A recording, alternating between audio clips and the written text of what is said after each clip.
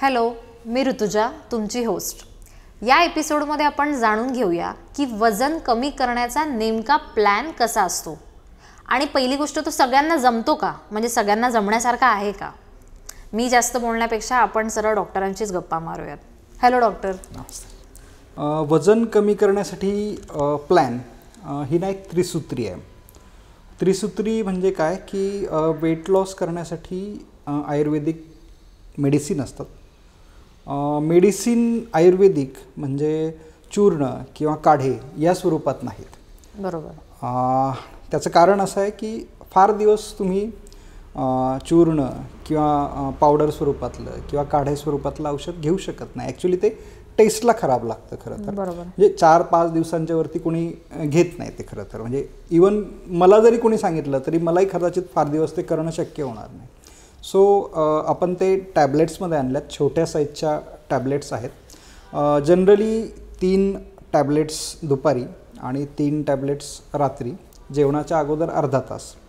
म्हणजे जी तुमची main meals आहेत, जी मुख्य जेवणं आहेत दुपारी किंवा सकाळी जे काय होत असेल ते, त्या जेवणाच्या अगोदर म्हणजे दिवसातनं 2 वेळेला 3 गोळ्या दुपारी 3 गोळ्या रात्री, जेवणाच्या अगोदर अर्धा तास.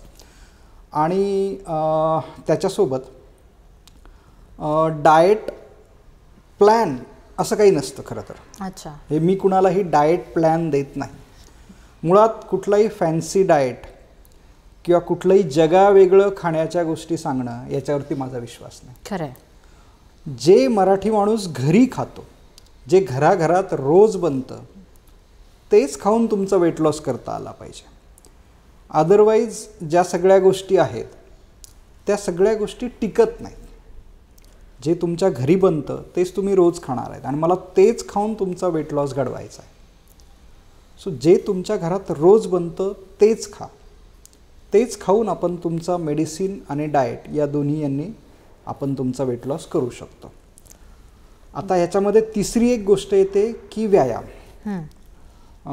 व्यायाम करावा करू नये किंवा विदाऊट एक्सरसाइज वेट लॉस किंवा विथ एक्सरसाइज किंवा काय, ह्या 2 गोष्टींमध्ये बऱ्यापैकी लोकांना कन्फ्युजन. रोज नाही जमलं तर किंवा मला शक्यच नाही झालं तर व्यायाम करू की नको, हेही काही लोकांना हाही एक थोडंसं कन्फ्युजन आहे. बरोबर. मी सांगेल व्यायाम ज्यांना ज्यांना शक्य आहे त्यांनी खरोखर करावा. म्हणजे not for the weight loss only, पण एक तुमच्या फिटनेससाठी, तुमच्या हेल्थसाठी ज्यांना ज्यांना शक्य आहे त्यांनी एक साधे जी आपले घर, अगदी जिमलाच जायला पाहिजे असं काही नाही. बरोबर.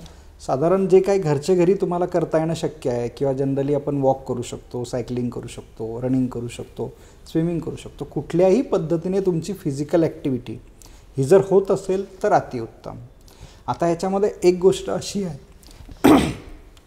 अशी आहे की बऱ्याच लोकांना इच्छा आहे की मी व्यायाम करावा, पण त्यांची शारीरिक कंडिशन जी आहे ती कधी कधी अलाव करत नाही की त्यांनी व्यायाम करावा. म्हणजे उदाहरणार्थ एखाद्याला मणक्याचा त्रास असेल किंवा ज्यांची दोन्ही गुडघे फार जास्त झिजलेले आहेत, अशा लोकांना आपण व्यायाम करण्याचा सल्ला देत नाही. तर अशा वेळेला त्यांचं वजन कमी होणारच नाही का, तर नक्की होईल. आपण त्यांचा इफेक्ट अशा लोकांना काय करतो की एक साधारण सुरुवातीचे थोडे दिवस विदाऊट एक्सरसाइज थोडंसं त्यांचं वजन हटवतो आणि त्यानंतर मग थोडीशी बॉडी फ्लेक्झिबल झाली किंवा मग थोडासा त्यांना कॉन्फिडन्स आला तर मग अशा वेळेला आपण त्यांना समतील, सहजासहजी करता येतील किंवा त्याला कुठलाही वेगळा खर्च न करता येतील असे आपण त्यांना व्यायाम सांगतो. हे साधारण मेडिसिन, घरचं अन्न आणि सहजासहजी जमतील असे व्यायाम, हा एक आपला त्रिसूत्रीचा प्लॅन. हे महत्त्वाचं आहे. हो. पण डॉक्टर, या सगळ्या प्रोसेसचा खर्च कसा असतो, म्हणजे सगळ्यांना परवडण्यासारखा आहे पण का नाही? हाही एक सुंदर प्रश्न आहे खरं तर. खर्चाच्या बाबतीत सांगायचं झालं तर फिटनेस इंडस्ट्रीमधला सगळ्यात कमी खर्चाचा आकडा हा आपला आहे. अरे वा. आपण जाहीरपणे सांगतो की 2050 रुपये हा खर्च आपला एका महिन्याचा आहे. म्हणजे आता तुम्हाला जर किंवा आपल्या ऑडियन्सपैकीही ज्या लोकांनी याच्या अगोदर थोडंफार सर्च केलं आहे किंवा थोडीफार त्यांना माहिती आहे, त्यांना माहिती असेल की 2050 हा फिटनेस इंडस्ट्रीमधला किंवा वेट लॉस इंडस्ट्रीमधला सगळ्यात कमी आकडा आहे. हो खरंच आहे. म्हणजे इवन तुम्ही एक साधा डाएट प्लॅन जरी काढायला गेलात तर एखाद्या डायटिशियनकडनं डाएट प्लॅन काढायला जरी गेलात तरी साधारण तुम्हाला 2000-3000 रुपये त्याचा कॉस्ट आहे. अगदी. आणि ते जे सांगतात ते खाण्यासाठी परत वेगळे खर्च करावा. हो बरोबर आहे.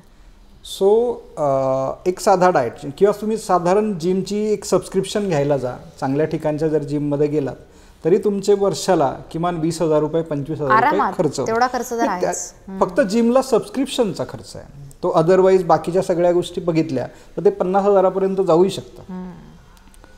वेट लॉसचं मेडिसिनच्या बाबतीत जरी विचार करायचं झालं तरी या क्षेत्रात अगोदरच्या असलेल्या बाकीच्या सगळ्या लोकांच्या किमती जर बघितल्या तर ही किंमत काहींच्या 25% सुद्धा नाही आहे. खरी गोष्ट आहे. अगदीच अफोर्डेबल. अगदी काही लोकांचं याच्या 4 पटीने 5 पटीने सुद्धा एका महिन्याचे खर्च होतात. बरोबर आहे. सो 2050 मी अगदी क्लिअर सांगतो.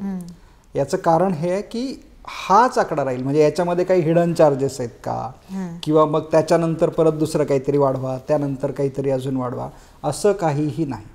2050 रुपये एवढाच खर्च याला साधारण एका महिन्याचा खर्च येतो. अच्छा. सो 2050 रुपये इथून सुरुवात होते. 2050 मध्ये तुम्ही तुमचं वजन नक्की कमी करू शकता. खरंच हा जो तुम्ही प्लॅन सांगितलाय ना तो अगदी साधा, सोपा आणि मेन म्हणजे सगळ्यांना अगदीच तो पॉकेट फ्रेंडली असणार आहे. Pocket friendly. Yes yes. सगळ्यांना अगदी इझिली जमू शकणार आहे. नक्कीच. अशाच डॉक्टरांशी आपण खूप गप्पा मारणार आहोत. भेटूया अशाच एका एपिसोडमध्ये.